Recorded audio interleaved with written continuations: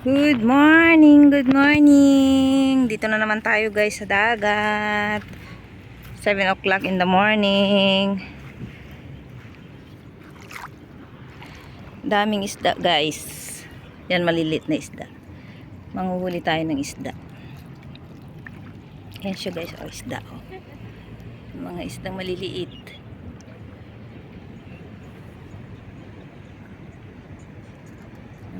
Ang aamo nila guys pa, hindi sila takot sa tao. Ayan o.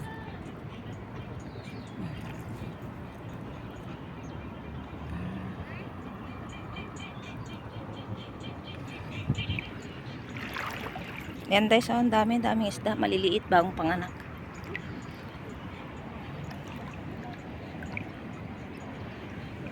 Guys, sabi ko kay Princess, maglakad-lakad muna kami dito sa dagat bago ano, kasi 7 pa naman yung pasok ko, maaga kaming nakarating. Ayan yung isda, daming isda guys. Manghuhuli sana tayo. Sa susunod bibili tayo ng ano, yung net kapanghuli ng isda. Asa na kaya yung umang kanina, Princess? Ayun si Princess. Meron kami kanina nakitang umang dito eh, lumalakad.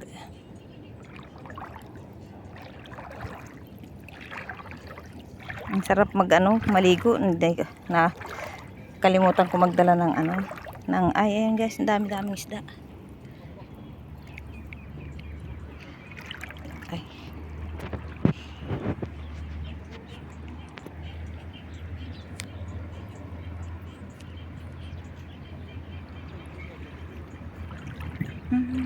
Ang linis ng tubig. Masarap lumangoy.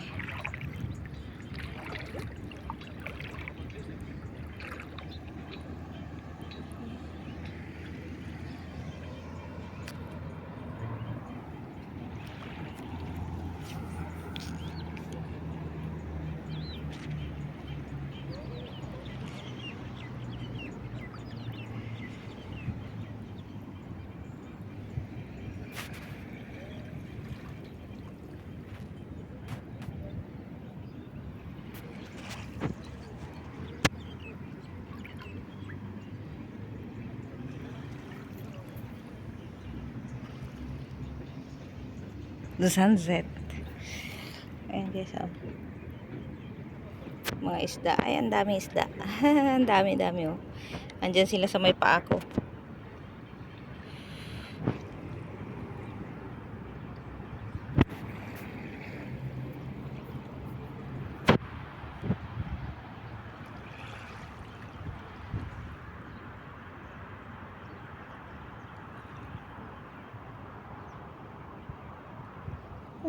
Dami nila guys, oh.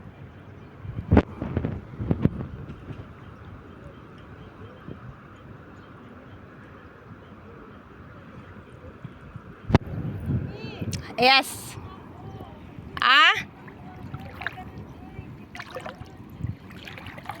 Halika nga dito. Halika dito. I-picture daw yung aking dalaga.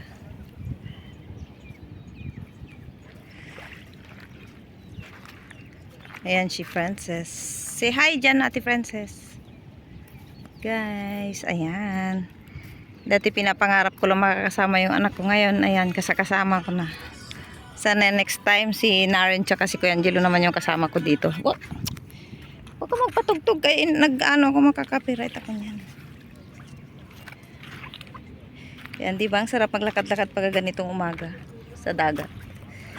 Sabi ko sa kanya nung nasa Pilipinas siya, dito magsawa ka. Kahit araw-arawin mo kasi yung bus dyan lang. Pwede ka na ditong tumampisaw araw-araw. Okay guys, hanggang dito lang muna tayo. Bye bye for now kasi papasok na tayo sa work. Thank you for watching. Don't forget to subscribe my channel, Naren Mom Vlog.